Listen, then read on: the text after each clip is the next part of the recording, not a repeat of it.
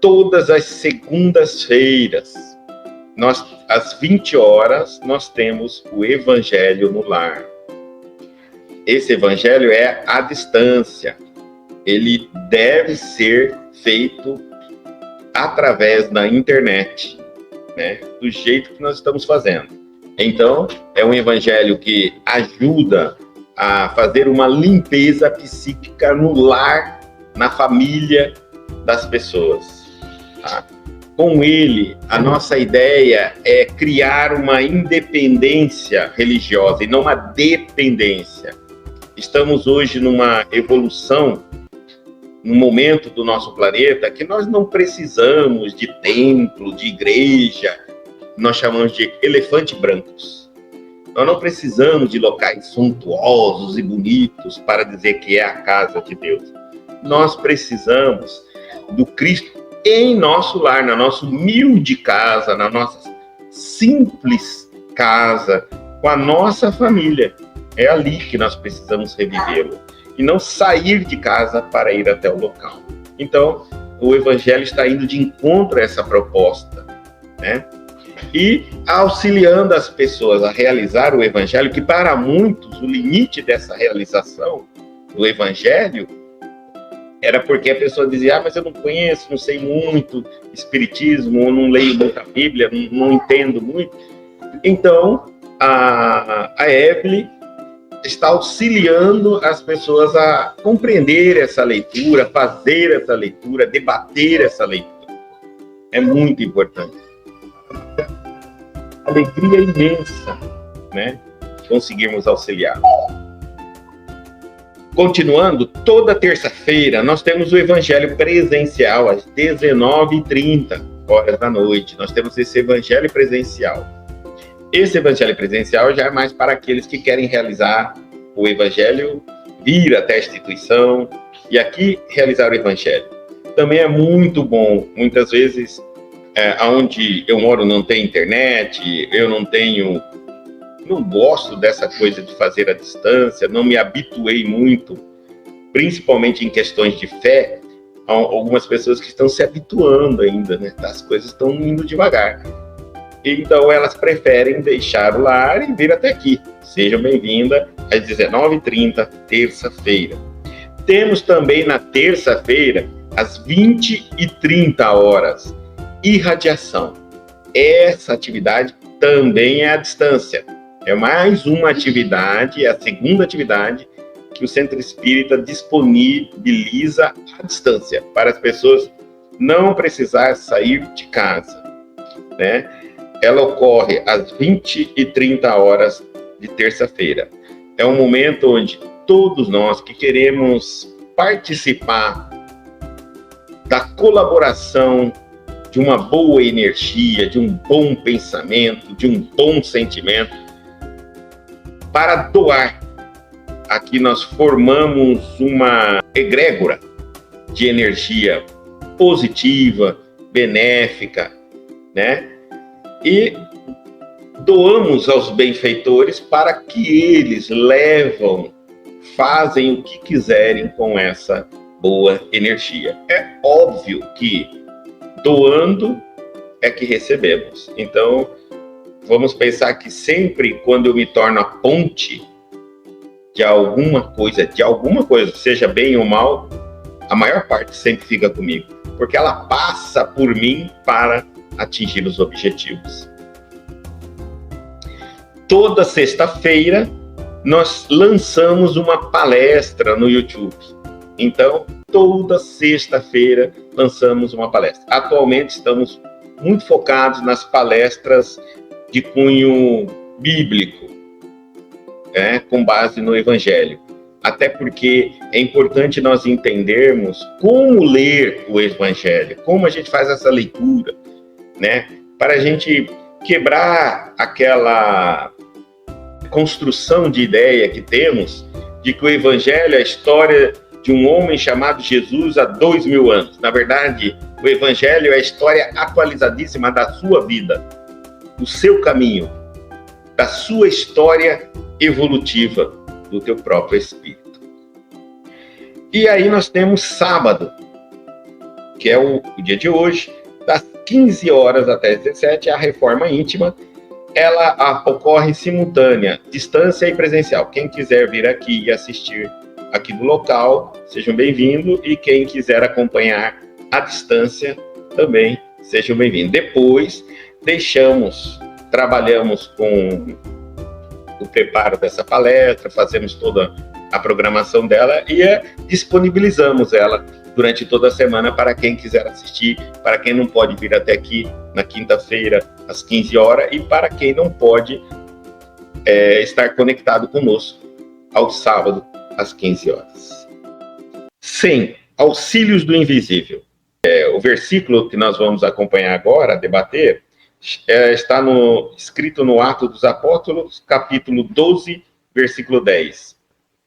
E depois de passarem a primeira e a segunda guarda, chegaram à porta de ferro que dá para a cidade, a qual se lhes abriu por si mesma.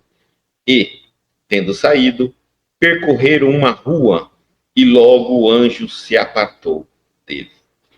Essa é uma passagem que deixa muita gente maravilhada, porque nós já adoramos de natureza fenômenos, né? A gente pode muitas vezes, nem decidimos se acreditamos ou não em espírito, mas que adoramos fenômenos, já adoramos. Se falar que tem alguém ali flutuando, eu já estou correndo lá para ver. Se acredita ou não acredita, eu não sei. Então a gente gosta de show, de espetáculo, daquilo que nos chama muita atenção, e o que nos chama muita atenção são os fenômenos. Os homens esperavam sempre, ansiosamente, o auxílio do plano espiritual. Não importa o nome pelo qual se designe esse amparo. Na essência, é invariavelmente o mesmo, embora seja conhecido entre os espiritistas por proteção dos guias, nos ambientes católicos por intervenção dos eleitos e nos círculos protestantes por manifestações do Espírito Santo. As denominações apresentam interesse secundário. Essencial é considerarmos que semelhante colaboração constitui elemento vital nas atividades do crente sincero. No entanto, a contribuição recebida por Pedro no cárcere representa lição para todos. Sob cadeias pesadíssimas, o pescador de Cafarnaum vê aproximar-se o anjo do Senhor, que o liberta, atravessa em sua companhia os primeiros perigos na prisão, caminha ao lado do mensageiro, ao longo de uma rua, contudo, o emissário afasta-se, deixando-o novamente entregue à própria liberdade, de maneira a não desvalorizar-lhe as iniciativas. Essa exemplificação é típica. Os auxílios do invisível são incontestáveis e jamais falham em suas multiformes expressões. No momento oportuno, mas é imprescindível, não se vicie o crente com essa espécie de colaboração, aprendendo a caminhar sozinho, usando a independência e a vontade no que é justo e útil, convicto de que se encontra no mundo para aprender, não lhe sendo permitido reclamar dos instrutores a solução de problemas necessários à sua condição de aluno. Então, aqui é uma clareza mostrando que existe um amparo, que existe uma proteção, que existe um auxílio, mas já avisa, não acostuma. E não fica dependente, não. Tá? Isso aqui é uma escola. Vamos lá. Os homens esperam sempre, ansiosamente, o auxílio do plano espiritual, desde que a humanidade é humanidade. Sempre estamos aguardando os fenômenos. E os fenômenos nunca faltaram. O que faltou foi a nossa fé em acreditar. Desde os tempos primitivos, quando nós éramos ainda semelhantes fisicamente aos macacos, já existia a intervenção dos espíritos no mundo corporal, sejam ele por culto dos ancestrais, seja ele através dos espíritos que lhe apareciam e os pajés faziam as curas, sempre. Na Bíblia, então, quando a gente lê a Bíblia do Antigo Testamento, inúmeros anjos ou espíritos evoluídos se materializam, caminham, mostram, avisam. No Novo Testamento está cheio de espíritos interagindo através do sonho de José, avisando ele, ó, levanta, faz isso, faz aquilo, direcionando. Então, a Bíblia é um repositório gigante de relações com o homem no mundo físico e com o mundo espiritual.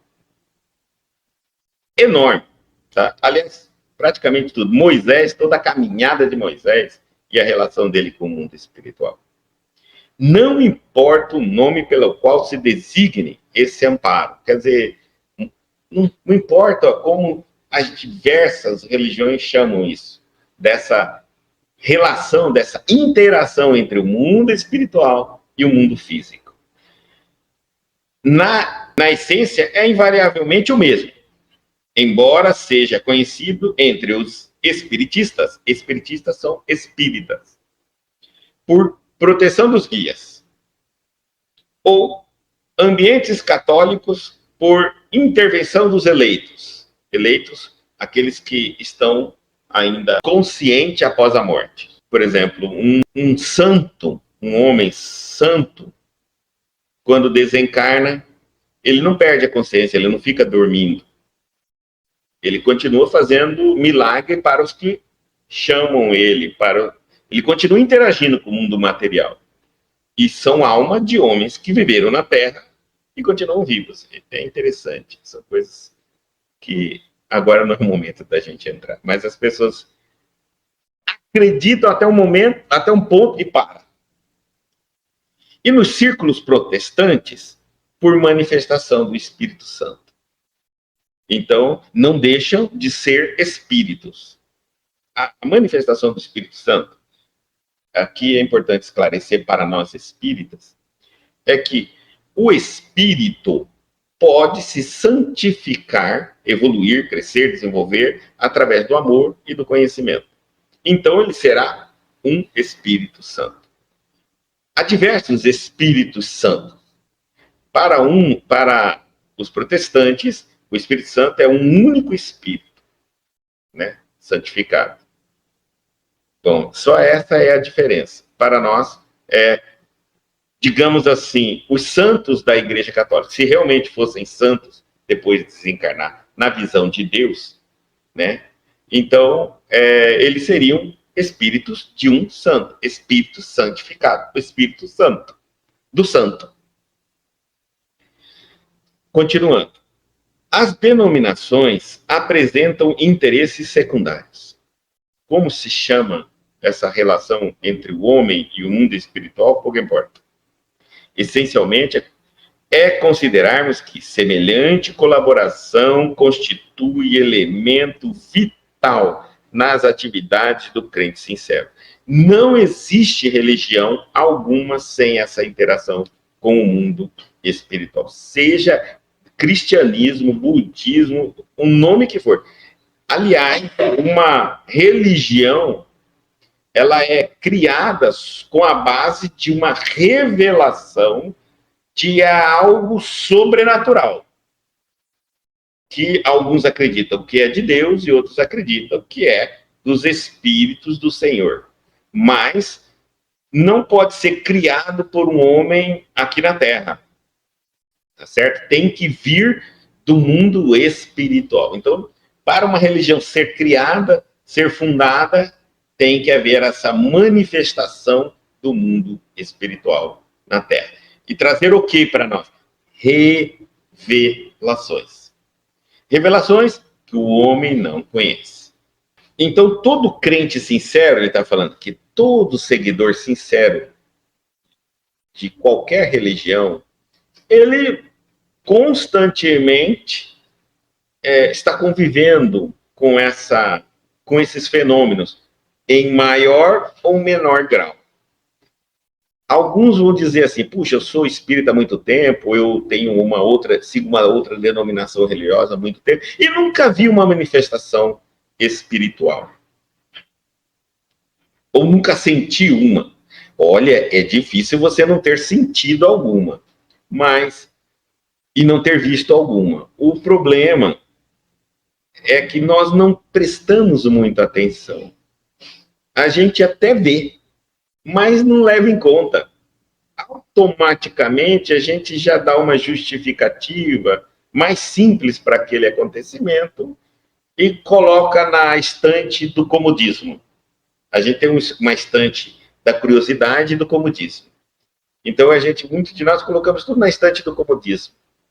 Outros entendem que é realmente e se torna curioso e na busca daquele fenômeno, de compreender esse ou aquele fenômeno, ele vai descobrindo cada vez mais, vai avançando cada vez mais, vai caminhando cada vez mais, vai aprendendo cada vez mais. É que é mais ou menos assim. Nós entramos numa faculdade, entramos numa profissão, nos formamos. Se eu vou ser um bom profissional ou não, eu não sei. A faculdade me dá o conhecimento básico para eu entrar no mercado de trabalho. Para uns, as dificuldades que eu vou encontrar me cobram aprimoramento, estudo, desenvolvimento. Então eu vou me tornar um grande profissional. Para outros, vão no comodismo. Deixa aquilo para lá, vou pegando a coisa mais fácil, vou recortando a fatia do mercado mais fácil de trabalhar. E pronto. A religião é a mesma coisa. Nós entramos na religião, vamos aprendendo o básico. Mas a vida vai nos chamando para algo mais complicado, mais desenvolvido. Para muitos, aquele chamado, aqueles mistérios, aqueles acontecimentos, aqueles fenômenos, aquele sentimento que sentem, é um chamado para ele ir em busca de descobrir por quê. E nessa busca ele se empenha para se tornar um grande cristão. Avança.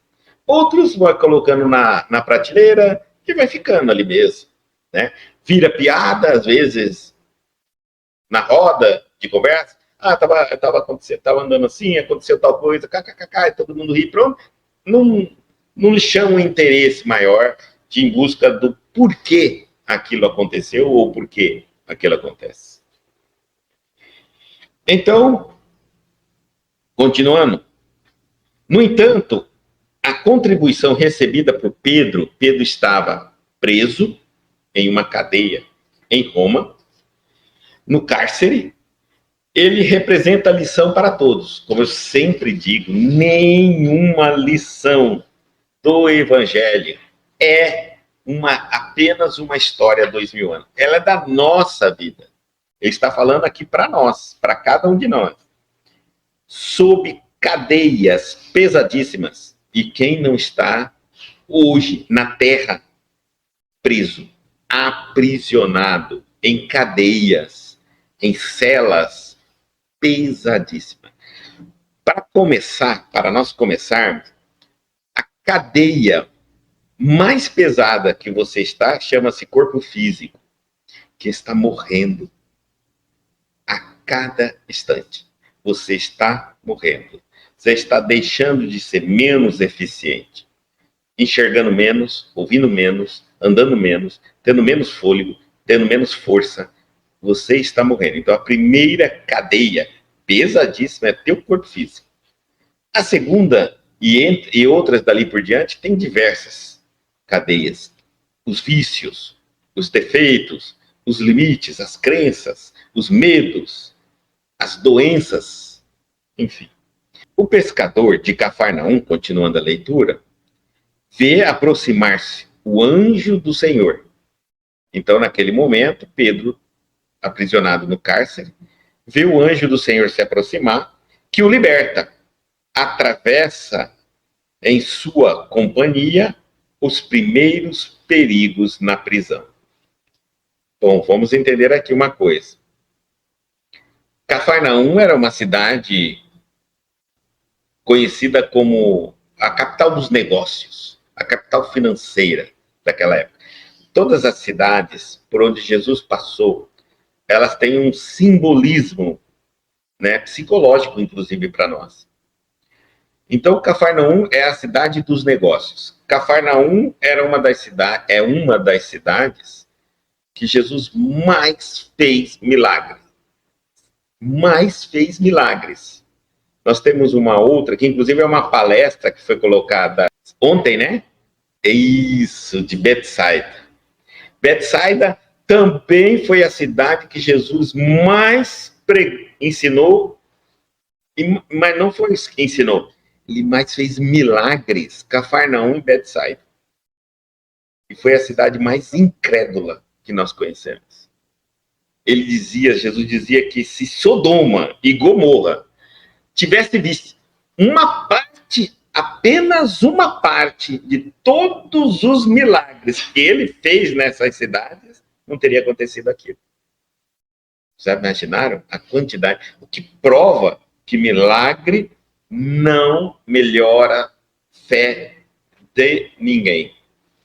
Porque milagre não ensina, não evolui, não desenvolve. Então, aqui está o pescador de Cafarnaum, está numa cidade de negócio. Nós estamos hoje num mundo, todos nós, sobre a cadeia das negociações, das negociatas do mundo. Então, mas se nós somos um apóstolo, se nós somos um seguidor do Cristo, nós vamos ver um momento em que o anjo do Senhor se aproxima. Seja, esse anjo pode ser um benfeitor, um guia espiritual, um espírito familiar, seja alguém que você... Um espírito que te ama e que tem condições de evolutiva de te auxiliar. Pronto, sendo isso aí, não precisa nem ser anjo da hierarquia angelical, que eu acho que nós nem merecemos isso, na situação que nos encontramos, né? Então, eu estou servindo ao Cristo, lutando para aprender, estudando, fazendo a caridade, e estou carregando as prisões, as cadeias pesadíssimas. É natural que nos momentos mais difíceis da minha vida, que eu achar que não tem saída aonde eu me encontro, um anjo, um benfeitor, um guia espiritual me liberta. Atravessa comigo, olha só, atravessa em sua companhia os primeiros perigos na prisão. Essa primeira prisão, que nós podemos chamar também, é o planeta Terra. Estamos aprisionados num planeta chamado Terra. Não somos daqui. Viemos para cá e não ficaremos daqui por toda a eternidade. Então estamos aqui de passagem nesse planeta chamado Terra. Mas ele nos aprisiona através do nosso corpo físico. E também nos aprisiona, acho que mais ainda, não pelo corpo físico, porque isso tem uma data marcada, nós vamos falecer todos nós. Mas o que mais nos aprisiona é os nossos apegos às coisas que o planeta Terra me proporciona e que eu não consigo viver sem ela. Liberta, atravessa em sua companhia, o benfeitor está conosco nessa travessia do planeta Terra. Olhem bem. Os primeiros perigos na prisão.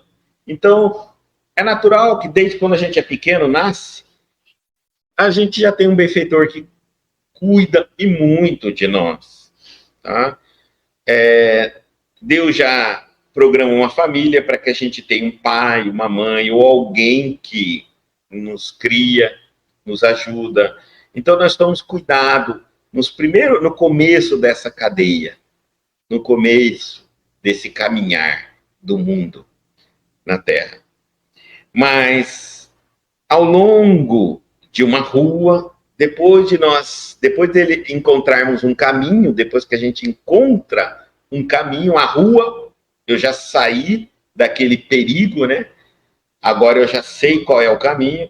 Então, depois que eu alcanço um certo patamar e entendo que existem religiões, que eu tenho que escolher uma delas para aprender a entender o porquê eu nasci, o que vim fazer aqui, para onde eu vim depois daqui. Então, essa é a rua. Cheguei, saí da prisão, já cresci, agora eu tenho que escolher a rua. Depois que eu encontro a rua, agora sim. Contudo, o emissário afasta-se e, deixando-o novamente entregue à própria liberdade, de maneira a não desvalorizar-lhe as iniciativas. Por que, que o benfeitor se afasta? O guia, o anjo do Senhor. Porque ele não quer desvalorizar suas iniciativas. Você já está na rua. Siga a rua. Acompanhe a rua. Atravesse a rua. Tem que ter suas iniciativas. Ele não vai poder te carregar. Ele não vai poder te ficar. Ele não é uma babá, né, digamos assim. Ele não é alguém que fica em torno de você te protegendo. Benfeitor não é guarda-costa. Ele não luta karatê. Ele não carrega espada, revólver, arma. Ele não pula na frente quando o mal entra e investe contra você. Não, isso é coisa de guarda-costa. Benfeitor, ele é o que te orienta no bem, mas ele nunca interfere, nunca impede que você escolha o caminho que você achar melhor. Mas nunca impede as consequências do caminho que você escolheu. Porque se ele interferir no caminho seu, nos seus caminhos de escolha, ele não está sendo alguém que te orienta, ele está sendo um dono seu. Ou seja, você tem que seguir o que ele manda e não o que você quer fazer. Ele tem que respeitar o teu livre-arbítrio. Teu livre-arbítrio. Depois, ele não pode entrar na frente das consequências da sua escolha, seja consequências boas ou más, depende das atitudes. Ele também não pode entrar na frente, porque se ele fizer isso, ele está indo contra as leis de Deus. E se ele é um benfeitor, ele ama Deus e suas leis. É consequências das suas escolhas. Então, ele caminha. Então, para que serve um benfeitor? Um benfeitor serve para nos orientar, nos esclarecer as dúvidas que temos a respeito do nosso caminho, das nossas intenções. Apenas isso, tá? Por exemplo, se eu surge uma situação na minha vida que eu tenho que escolher se eu vou para a direita ou se eu vou para a esquerda. O benfeitor, conversando com ele vai dizer o porquê é melhor ir para a direita e o porquê não é melhor ir para a esquerda. Mas eu posso estar inclinado, levado mais para ir para a esquerda, porque eu percebi que indo para a direita não vou gostar muito, as consequências, o retorno não é tão bom quanto ir para a esquerda. Então eu digo assim, eu vou escolher a esquerda. E o benfeitor não faz nada, não te ama menos por isso, não deixará de te acompanhar por isso. É direito seu, e ele respeita. Então você escolhe a esquerda. Logo que você começa a caminhar, vai vir as consequências da sua escolha. Ele também respeita. Ele não te julga, não te pune, nem Deus te castiga. São consequências, né? Colheitas necessárias do seu plantio livre. Ele entende perfeitamente isso. Daí porque quando alguém me pergunta assim, mas fizeram uma macumba, uma magia contra mim, isso pega em mim? Olha, se pegar, é porque precisa você passar por esta situação, né? Então, crescer e evoluir. Como eu preciso passar por isso?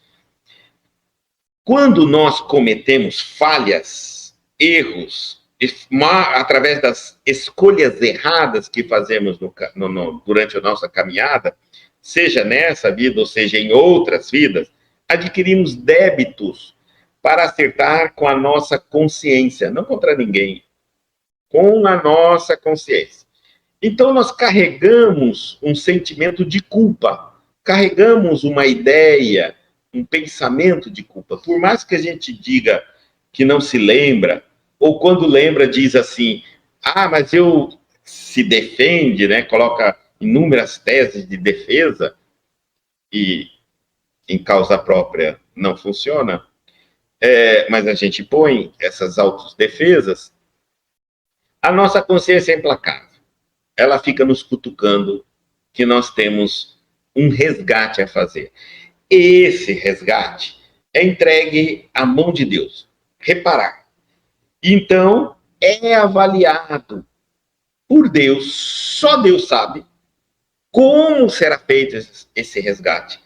quando será feito esses resgates. Então, muitas vezes, não é nem nessa vida. É daqui 3 reencarnações eu posso estar resgatando. Pode ser que não, daqui 3 reencarnações, qualquer situação que eu venha acertar conta, não tem como comparar com a situação que eu cometi o erro agora. Não tem. Gente, a humanidade evolui, as leis evoluem, as regras evoluem. Então, muitas vezes, aquilo que eu fiz errado no passado, em outras reencarnações, não é mais hoje comparado com esse processo. Não tem como fazer o acerto X por X, Y por Y. É impossível, né? E outra, como eu posso ter errado com pessoas, essas pessoas podem ter evoluído, me perdoado, seguido a vida dela, mas eu continuo devendo a minha consciência. Então, outras pessoas que eu não errei podem vir cobrar. Eu não vou falar cobrar, porque parece uma coisa mandada. Podem vir até a mim e fazer com que eu passe por uma situação que um dia eu fiz alguém passar. Ou que aquela situação me faça entender que eu nunca mais deva cometer um erro, uma falha com alguém para não passar por essa situação que eu estou passando agora. O que eu quero dizer é o seguinte: quando eu falho, quando eu erro, quando eu erro com a consciência minha e com as leis do universo. Isso vai se reprogramar e vai estender para mim uma situação onde eu, passando pela situação, entenderei que não posso mais fazer determinados erros. É isso. Como uma escola, tudo se transforma em grandes ensinamentos. Então, aí cadê o benfeitor? Ele vai te fortalecer, te auxiliar a você entender que aquela situação que você está passando, você não deve mais cometer os mesmos erros no passado para que nada pior te aconteça. É muito tranquilo. Nós casamos muito aquela ideia de que eu roubei o Antônio, por exemplo. Então é o Antônio que vai ter que me roubar. Não tem sentido isso. Até porque, se eu roubei o Antônio era um homem muito bom. Se ele for ser obrigado a me roubar, então ele não vai ter culpa. Mas se ele é um homem bom, ele não vai me roubar. Ele vai me perdoar. E vai seguir a vida dele. Aí você vai pensar assim, então é melhor eu escolher minhas vítimas, né? Ficar roubando só as pessoas boas. Porque aí nenhum homem bom vai vir me cobrar. Pois é. Mas na lei de Deus, ela é perfeita. Então, os Antônios não vão te cobrar. Quem vai te cobrar? Os Mané vai te cobrar. Mas eu não roubei o Mané. Sim, mas o Mané gosta de roubar também. Igualzinho a você. A diferença é que o Mané, ao invés de roubar o Antônio, que você já roubou, e ele já não tem mais dinheiro, então você agora é o rico, o Mané vai roubar você. A diferença é que, lembra, as cobras, quando tem caça, elas caçam. Até que a caça acaba, aí uma cobra caça a outra. Tá certo?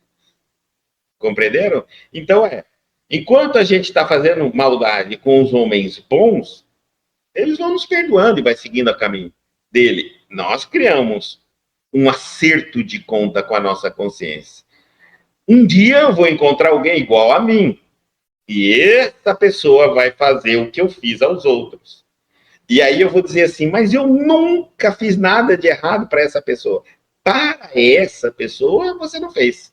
Mas que você merece o mal que ela faz aos outros, você merece, por também ter feito a outras pessoas. Nessa justiça é que não tem como a gente avaliar, tá? Por isso que muitas vezes você está passando por situações, perseguições, e aparentemente é injusto.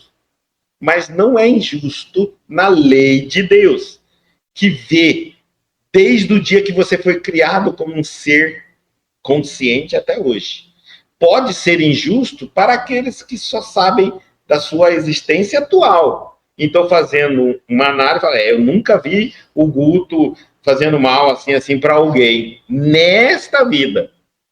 Mas, se tem alguém fazendo mal para ele, com certeza, em outras vidas, que eu não vi, ele deve ter pisado na bola com outras pessoas, criou a necessidade de passar por uma situação que ele fez os outros passarem em outras vidas, e agora ele está aprendendo nessa caminhada a não continuar a repetir o erro dele. É isso que está acontecendo. Então, não é castigo de Deus, não é punição de Deus, não é perseguição do diabo, não é a força do diabo, do mal, não é maldição, nada disso. Simplesmente acertos de conta. Tá? Mas então, se eu não precisar passar, não passará. Com toda certeza absoluta. A não ser que esse precisar, ele seja... Agora, eu vou criar mais uma perninha para o precisar. O precisar aqui é só quando eu faço e mereço. Merecimento. O que é merecimento?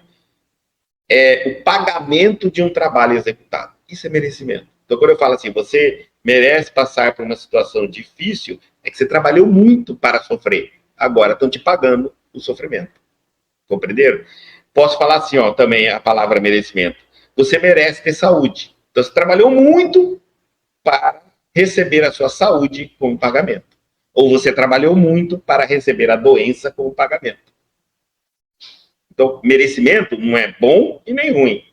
Ele é o pagamento, é o retorno, é as consequências da sua ação. Você criou um ambiente para proliferar, para retornar o efeito de suas atitudes.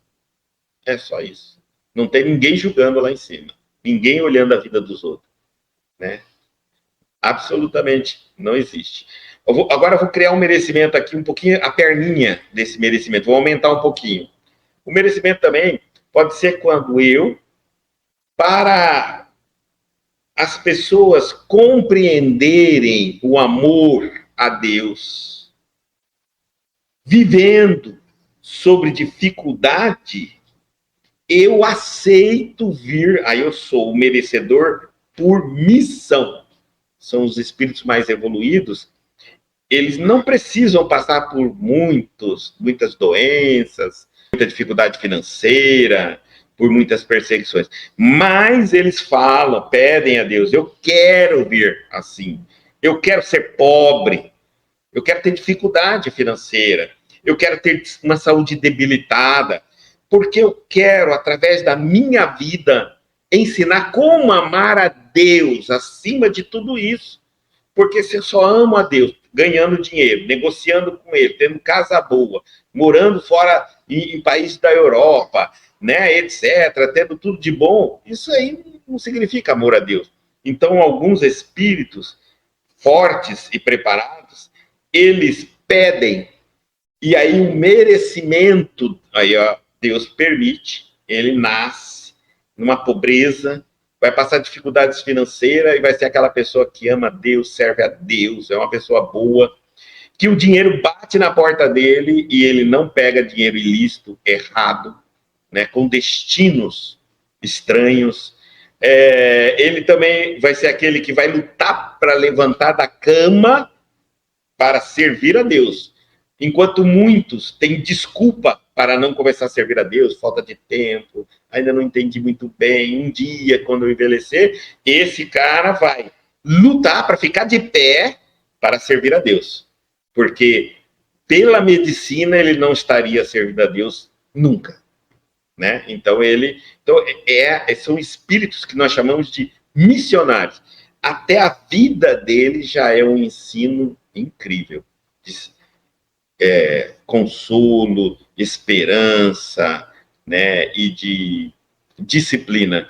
Por que eles fazem isso? Porque eles mostram que essa vida aqui não significa nada.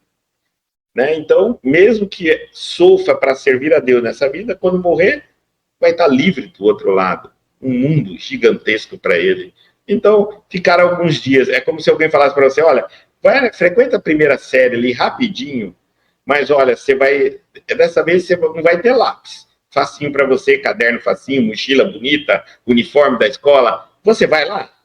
Aí você fala assim, é rápido para eu ficar naquela escola? É, então eu vou lá. Aí você vai todo com a roupa rasgada, sem uniforme, com o caderno já usado do vizinho, com o livro tudo mascado do Beltrano, do Ciclano. Todo mundo vai rir de você, vão debochar, mas você vai sair dali rapidamente. Você não precisa passar por aquilo na escola, você não precisa nem da escola, mas você vai fazer isso para que os companheirinhos da sua escola entendam. Nossa, ainda vai tirar 10 na prova. Né? Para que todo mundo entenda que isso é muito importante, servir a Deus.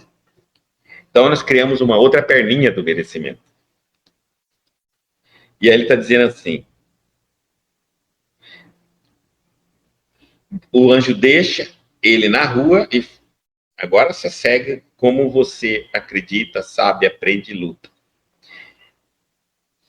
Essa exemplificação é típica.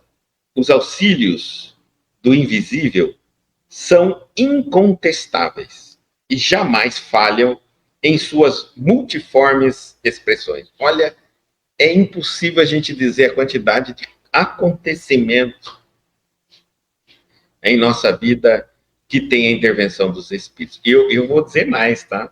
No livro dos Espíritos, perguntam se os Espíritos interferem em nosso pensamento. E os Espíritos respondem a Kardec, mais do que imaginais, a ponto que eles é que vos dirigem.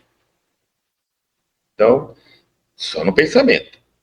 E se nós acharmos que nunca sentimos a interação com os espíritos, está faltando prestar atenção um pouquinho mais, se conhecer um pouquinho mais sobre suas ideias, você vai ver que eles interagem o tempo todo. Acontecimentos diários de fenômeno ocorrem o tempo todo. Quanto mais você vai aprendendo e mais você fica conectado, mais os fenômenos começam a acontecer. Parece que começam a acontecer, na verdade sempre acontecer, você que começa a enxergá-los mais. Como você não leva para uma instância de milagre, então eles entram na rotina normal da sua vida. E muitas coisas você vai entender que antes você não entendia. E aqui eu vou dizer, se alguém passou por uma situação diferente e quiser colocar aqui, participar, pode colocar com fenômenos. Ou com algum sentimento, alguma ideia que te aflorou na hora e você seguiu e verificou que aquilo não era teu. Pode colocar. É inacreditável a quantidade de acontecimentos. E diz assim, no momento oportuno, quer dizer, no momento oportuno eles acontecem, sempre. Mas é imprescindível. Não se vicie o crente com essa espécie de cooperação. Kardec pergunta aos espíritos se os espíritos influenciam-nos mais do que a gente pode imaginar, a ponto que eles nos dirigem, como eu iria saber qual é o pensamento de um espírito e qual é o meu pensamento? E os espíritos dizem que isso não tem a menor importância. Mas Kardec insiste na pergunta, querendo saber, e eles falam que conhecendo a ti mesmo. Ou seja, quando você se conhece, se você andar com uma pessoa igualzinha a você, vamos supor que existe uma pessoa que pensa tudo que você pensa, que gosta de tudo que você gosta, que não gosta de tudo que você não gosta, você nunca vai saber o que a ideia é sua, o que a ideia é dele. O que você gosta porque você gosta ou se é porque ele gosta e te influenciou? Você nunca vai saber. Essa pessoa vai ser totalmente desinteressante para você. Porque ela é igual a você, para que você precisa dela? Então, os espíritos não são iguais a nós. Em nada. É importante, quando eu me conheço, saber que, por exemplo, num determinado momento, eu diria que é X, mas me veio na cabeça que é Y. Em determinado momento, eu diria é bonito, mas me veio no pensamento que não é bonito. Então eu vou começar a entender que existe sim uma interação mental, telepática, entre eu e o mundo espiritual, ou o meu benfeitor. É dessa maneira que eu vou começando a identificá-lo à minha volta. Isso é pensamentos. Mas eu posso também sentir energias. Eu posso sentir emoções. Emoção, por exemplo. Quando se aproxima um espírito bom, eu sinto paz. Eu sou inundado por uma paz, uma tranquilidade. Quando se aproxima um espírito saudoso, uma nostalgia toma conta de mim. Quando se aproxima um espírito raivoso, uma certa raiva, uma certa intolerância, né? Enfim, se eu me conheço, se eu sei como estou num determinado momento, se eu estou consciente das minhas emoções, de mim, eu consigo perceber o que me influencia. Agora, se eu não estou, eu não vou conseguir saber quem sou eu e o que eu não sou. Eu vou achar que eu fiquei nervoso quando eu te vi, mas eu vou achar que eu tenho motivo para estar nervoso. E, de repente, eu não tenho motivo nenhum. Simplesmente, eu recebi um pensamento de um irmão desencarnado que está nervoso com aquela pessoa e aquele nervoso passou para mim. Eu não sei explicar por quê. Fiquei aguardando, observando por que eu estou nervoso com aquela pessoa, até que ela faz uma falha e descarrega tudo em cima dela. Aí, depois eu olho e falo, mas não tem sentido o que eu estou fazendo, né? Porque eu acho que eu fiz um exagero. Aquilo que eu falei que era uma falha, sempre comete. E por que hoje eu estou mais nervoso? Porque hoje você está influenciado. Então, se a gente começar a observar, nós vamos parar de cometer muitos erros. Muitos erros. Eu, de repente, encontro com uma pessoa e sou subitamente tomado por um pensamento, por uma emoção de nervoso. Né? Um nervoso. A minha razão diz que eu não tenho motivo. Então, a emoção não é tua. Porque se é tua, você é o primeiro a dizer por que está com raiva. Se você disser que não sabe, você está acabando de dizer, estou sentindo algo que não é meu, por isso não sei. Porque às vezes a gente não capta o pensamento de um espírito. A gente capta a emoção. Nesse caso, quando a gente capta emoção, dor, sensação, emoção e sensação, nós somos sensitivos e não médiums. O médium é quando ele já capta o pensamento, ele interage com os espíritos. Aí ele já pode, por exemplo, perguntar por que você está nervoso? O espírito já vai dizer, eu estou nervoso por causa disso, isso, aquilo, tá? Mentalmente, ele está acontecendo isso no médium. Mas sensibilidade nesse sentido, de sensitivo, todos nós temos. Maior ou menor grau. Eu posso chegar num ambiente e sentir mal. Eu posso chegar num ambiente e sentir-me mal. Eu posso chegar num ambiente e sentir-me bem. Eu posso ser tomado uma vontade de sair de um determinado local, de repente, um espírito chega até mim, diz, vai acontecer algo aqui, se ela vai cair o teto, vai ter um terremoto, sai correndo aqui agora, eu sou tomado por aquilo ali. Se eu ficar pensando por que eu senti vontade de sair correndo ali, eu não sei falar o porquê. Não sei. Mas eu fui. Então, pensamento, emoções e sensações. Eu posso sentir dor e não ter nada no meu corpo que justifique aquela dor naquele local. Absolutamente nada. Eu posso sentir. Tá? Esses fenômenos ocorrem demais na nossa vida. E se nós estivéssemos mais atentos, nós aprenderíamos a lidar com a nossa vida com mais tranquilidade.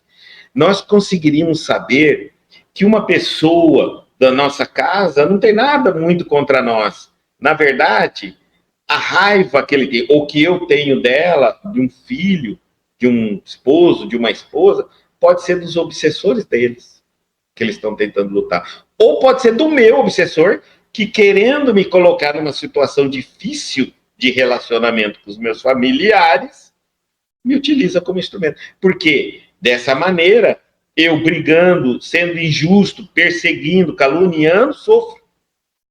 Depois, a culpa da minha consciência, enfim, ele atingiu o objetivo dele. Tá certo? Então, muitas vezes nós somos utilizados nos jogos, nas artimanhas dos espíritos. Sejam obsessores dos meus familiares, ou meu obsessor em relação aos familiares. E aí, por que os espíritos não ficam tentando se prender na ideia de como saber que um pensamento é seu e um pensamento é de um espírito, um benfeitor ou um malfeitor?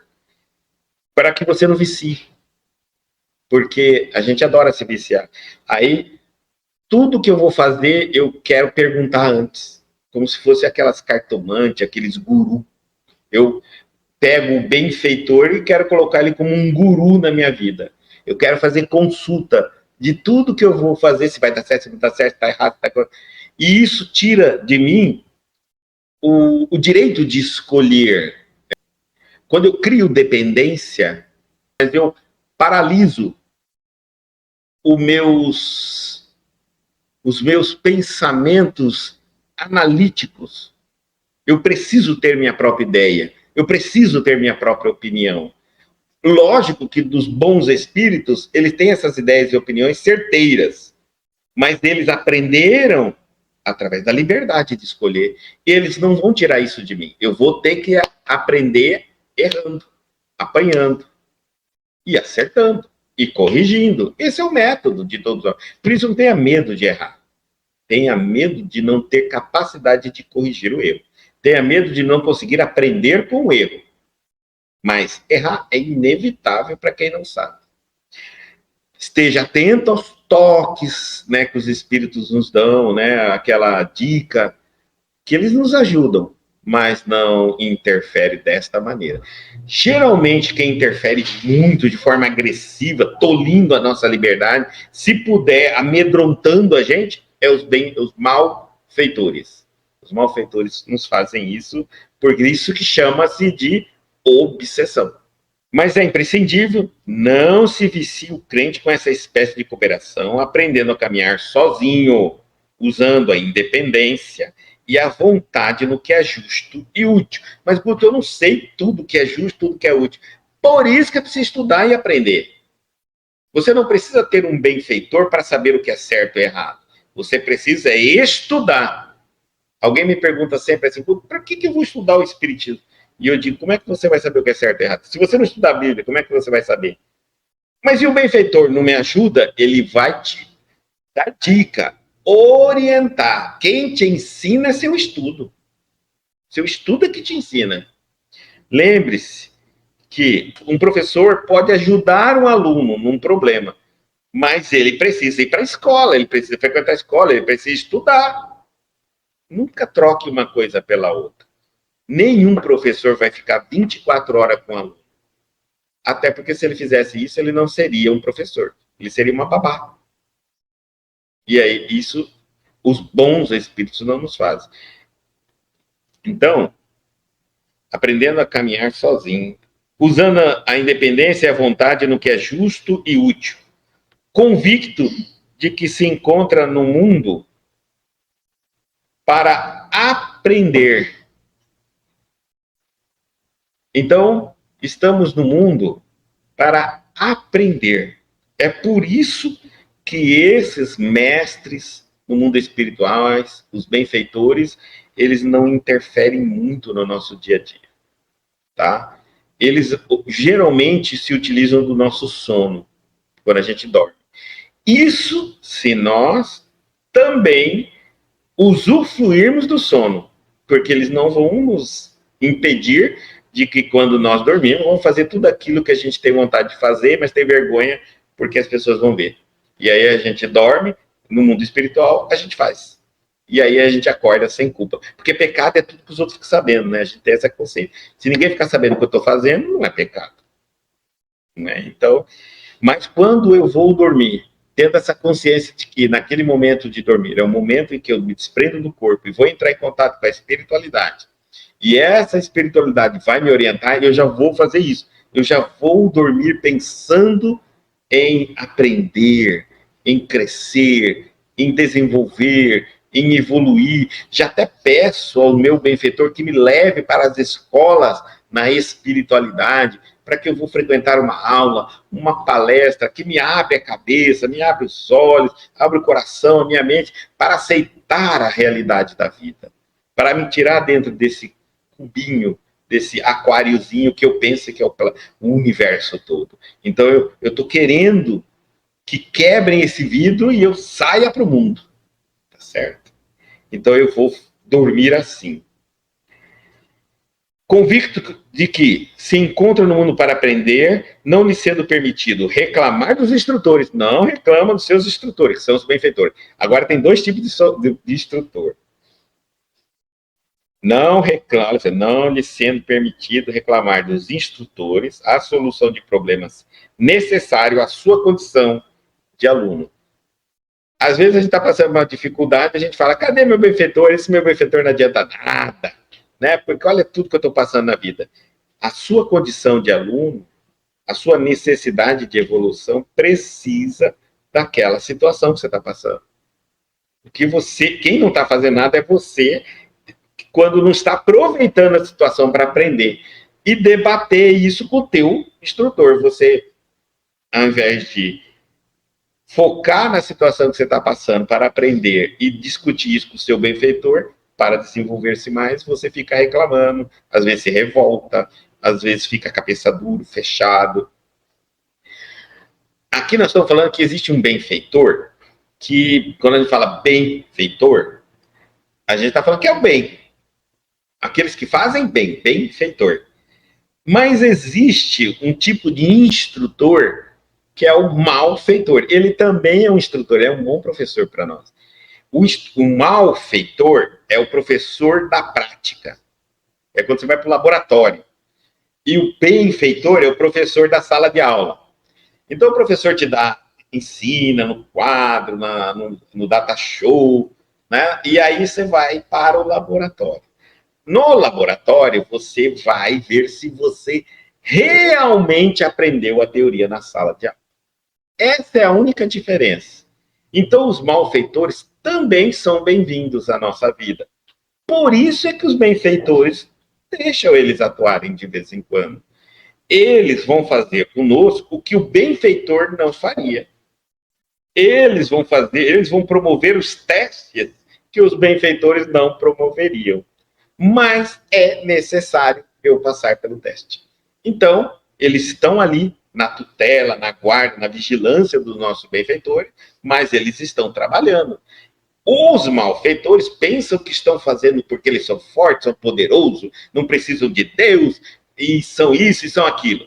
Por isso que eles estão fazendo aquilo. Mas os benfeitores sabem que tudo aquilo que eles estão fazendo está na dose adequada e necessária para o seu pupilo, o seu protegido. Se por acaso alguma coisa ultrapassar, eles intervêm e eliminam o excesso. Tá certo? Então fique muito tranquilo que o teu benfeitor não dorme no ponto. Não tem essa de você... seu benfeitor está sem luz. Se ele não tem luz, ele não é teu benfeitor. Seu benfeitor precisa de oração. Não precisa não. É ele que ora para você. Ele está mais evoluído que você. Se ele precisar de você, é você que é instrutor dele, é benfeitor dele. Seu benfeitor está de costa para você. Se ele está de costa, ele deve estar fazendo alguma coisa. A hora que ele terminar, ele vira de frente. Seu benfeitor precisa de vela para enxergar a luz. Então ele está cego, ele não é benfeitor, porque o benfeitor enxerga sem vela, sem luz. Olha, tem tecnologia do outro lado, que ele não precisa nem de lanterna, nem de vela, nem de fósforo, nem de isqueiro. Nada disso. Então, vamos deixar os benfeitores na categoria que eles são. Tá? O que nós temos que fazer não é agradar os benfeitores, nesse sentido de dar a eles oração. Isso. Nós vamos fazer é ouvi-los. O que nós precisamos é ouvi-los, compreendê-los, segui-los. Só. Não adorá-los. Não é adoração. é uma coisa diferente da outra. Ele é um grande amigo seu e que nunca lhe fará mal. Absoluto. Se bem ele não puder, mal ele não fará. Com certeza absoluta. Confie. Quando um benfeitor não pode mais te atender, porque você pode evoluir muito na Terra, e surgir algumas necessidades que ficou além da capacidade dele, ele sai e entra outro mais evoluído que ele. Mas seu aprendizado jamais ficará prejudicado. Até porque essa reencarnação é algo tão trabalhosa para o mundo espiritual que não será perdido por falta de conhecimento de um benfeitor. Então fiquemos muito tranquilos. Uma outra coisa, quanto mais evoluído você for, um benfeitor seu será mais evoluído para poder te orientar. Lógico que o seu professor de prática vai ser também muito mal. Compreenderam? Porque não teria justiça. Eu pego, né? Por exemplo, por isso que Jesus, vamos colocar ele assim, na Bíblia, tá? O exemplo para a gente entender. Jesus, o ser mais perfeito que pisou na Terra, teve uma tentação. E não foi um obsessor. Foi o diabo. Não é assim que aparece na Bíblia? O diabo. Perceberam? Pessoalmente, segundo a Bíblia. Pessoalmente. Isso mesmo. Nós ainda, o diabo não se preocupa com nós. Nós já somos parte deles. Né? Já fazer um monte de maldade sem ele nem sequer se preocupar com nós. Por que ele vai se preocupar com nós? Quem se preocupa com nós é o Cristo. Ele que quer nos levar para o caminho do bem. Porque do mal nós já estamos, de natureza. Então, o mal não se preocupa. Hoje, quando eu não tenho muito conhecimento, os meus obsessores são mais simples. Geralmente eles vêm em torno daqueles erros que eu cometo por falta de conhecimento, que eu tropeço num, que eu acotovelo o outro, que eu falo mal do outro, tá? Mas a partir do momento que eu entro num caminho de evolução, de conhecimento, os meus professores de prática, os meus obsessores, eles são escolhidos pelas trevas para vir me tentar. Então, eles são selecionados de acordo com a categoria da minha evolução. Compreenderam? Então, mas nós não nos preocupamos, porque se estamos preparados, precisamos saber, precisamos de professores bons. Bom, então, encerramos a nossa lição de número 100, auxílios do invisível, que nos mostra que nunca nos falta auxílio. Nunca. Todo crente sincero, fiel e bom sabe disso. Mas que esses auxílios não trazem a pretensão de nos viciar neles, de criarmos dependência a eles. Não tolhe a nossa liberdade de escolha, o nosso livre-arbítrio. Mas nunca nos falta, sempre que precisarmos.